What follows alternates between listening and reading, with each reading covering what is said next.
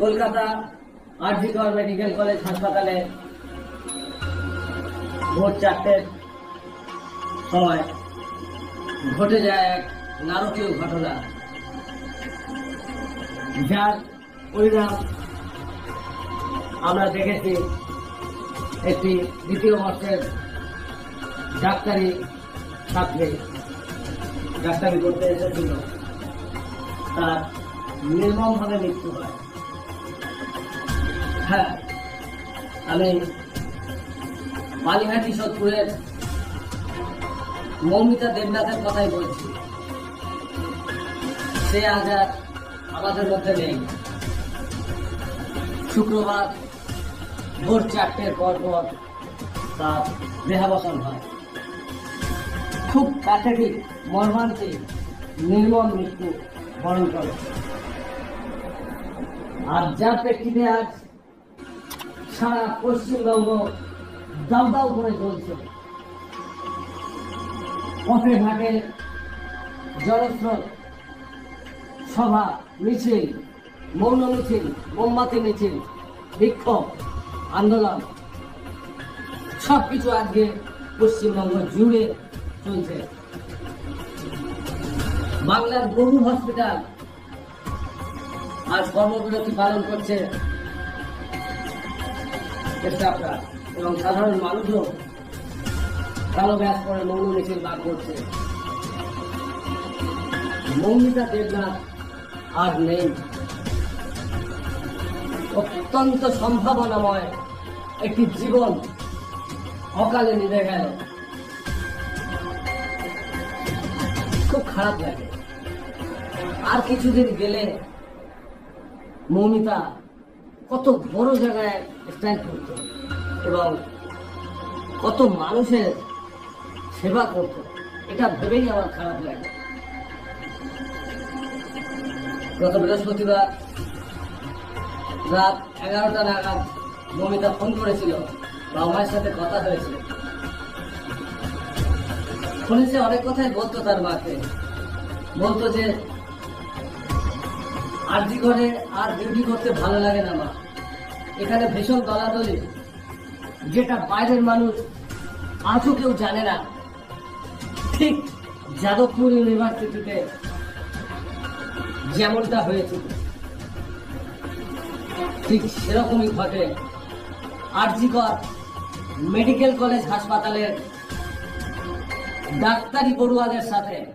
বৃহস্পতিবার রাত 11:10 মৌমিতা তার অত্যন্ত কাছের প্রিয় এক বন্ধুর সাথে অল্প সময়ের জন্য কথা বলেছিল। বেশি কথা বলার সুযোগ পায়নি মেয়েটা। বলেছিল পরে মেসেজ করবে, পরে আবার ফোনে কথা হবে, কিন্তু সেই কথা আর কথা হয়নি। সেটাই ছিল তার শেষ কথা। রাত 12টার কাছে মৌমিতা এবং তার আরো সহকর্মী 4 জন ডাক্তার অনলাইনে খাবার বুক করে এবং তারপরে তারা 5 জনে মিলে ডিনার করে। 36 ঘন্টা টানা 36 ঘন্টা মেয়েটির ডিউটিতে লিপ্ত ছিল। ক্লান্ত অবসাদ, একেবারে মেয়েটি হয়তো একটু ঘুমের জন্য ছটফট করছিল। ঠিক যখন ঘড়ির কাঁটায় 3টে, মৌমিতা তার ওয়ার্ড ছেড়ে ফার্স্ট ফ্লোরের সেমিনার রুমে আছে একটু বিশ্রামের জন্য। একাই ছিল সে সেমিনার রুমে। তারপর ওই সময় তার ওয়ার্ডের একটি সহকর্মীর সাথে তার ফোনে কিছু কথা হয়েছিল। তারপর সে গভীর ঘুমে আচ্ছন্ন হয়ে পড়ে। সেটাই ছিল তার শেষ ঘুম, এটা মৌমিতা জানত না। তার কারণ ধীরে ধীরে চুপি ছাড়ে মৃত্যু তার খুব কাছে এসে গেছিল। একদম শিহরে ঘড়ির কাঁটা তখন 4টে পার করেছে। আচমকা ঘুমের মধ্যে কিছু বুঝে ওঠার আগে মৌমিতার অর্ধেক মৃত্যু হয়।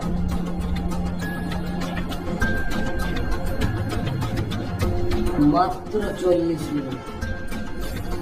এই 40 মিনিটের মধ্যেই তার জীবন ওলট পালট হয়ে যায়, তছনছ হয়ে যায়। যে ঘটনা আজ সারা পশ্চিমবঙ্গকে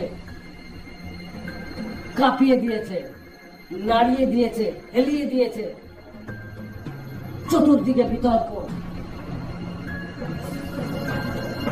সকালবেলায় জানা গেল, সবাই জানলাম, দ্বিতীয় বর্ষের ডাক্তারি পড়ুয়া মৌমিতা দেবনাথ নির্মমভাবে খুন হয়েছে এবং ধর্ষণ হয়েছে।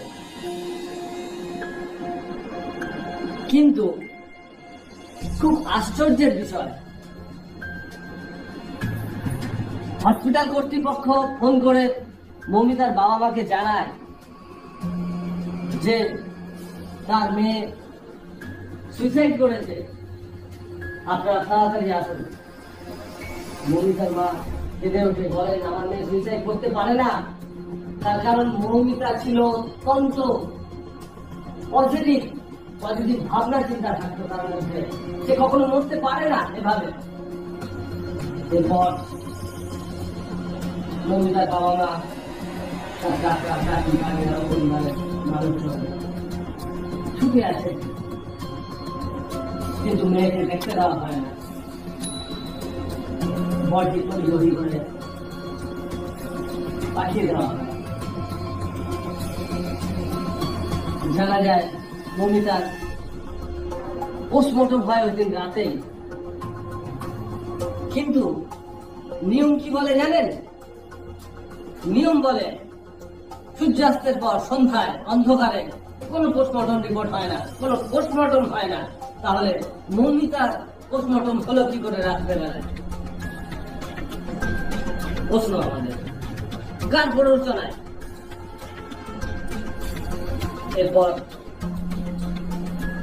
মৌমিতা যেখানে খুন হন, ধর্ষিত হন, সেই কক্ষে, সেমিনার কক্ষে পাওয়া যায় একটি হেডফোন, ব্লুটুথ, যেটিকে পরবর্তীতে পুলিশরা উদ্ধার করে এবং সঞ্জয় রায় নামে এক ব্যক্তির কাছে পৌঁছে যায় এবং তাকে ধরা হয়, জেরা করা হয়। জেরা চাপে সঞ্জয় রায় স্বীকার করে এই নৃশংস নির্মম ঘটনার পিছনে সে রয়েছে। হ্যাঁ, সেই নাকি মৌমিতাকে খুন করেছে, ধর্ষণ করেছে। এই ব্লুটুথ, এই হেডফোন তার। প্রশ্ন অনেক, কারণ শুনবেন, মৌমিতার চোখে মুখে রক্তের দাগ পাওয়া যায়, তার মানে চোখ এবং মুখ দিয়ে রক্তপাত হয়েছিল। তার গলার হাড়টি ভাঙা ছিল, তার পেটে আঘাতের চিহ্ন পাওয়া গেছে স্পষ্ট, তার হাতের আঙুল ভাঙা ছিল, তার গোড়ালি পায়ে আঘাতের চিহ্ন, মাথার চুল ছেঁড়া পড়েছিল, আশেপাশে মেঝেতে কার্পেটে রক্ত পড়েছিল। এই সঞ্জয় রায়কে পাওয়া যায় মদ্যপ অবস্থায়, সে নাকি পুরোপুরি মদ্যপ ছিল। প্রশ্ন নম্বর 2, একজন মধ্য পুরুষের পক্ষে এরকম একটি তরতাজা মেয়ে, তাকে কি মেরে ফেলা সম্ভব? একা একা তাকে কি ধর্ষণ করা সম্ভব? প্রশ্ন আমার নয়, প্রশ্ন কোটি কোটি বঙ্গবাসী। সঞ্জয় রায় ধরা পড়েছে, কিন্তু পেছনে আজকে আছে বা কারা আছে? এই ঘটনার পরপরই পুলিশ অত্যন্ত তৎপর হয়ে ওঠে। তারা কি বলে জানেন? তারা বলে মেয়েটি নিজেই আত্মহত্যা করেছে এবং তারা অত্যন্ত আগ্রহের সাথে তাড়াতাড়ি দেহটিকে সৎকার করবার জন্য ব্যস্ত হয়ে পড়ে। কিন্তু কেন? প্রশ্ন এসে দাঁড়াচ্ছে তো, কাকে বাঁচাবার জন্য পুলিশ এত তৎপর হয়েছিল প্রথম অবস্থায়?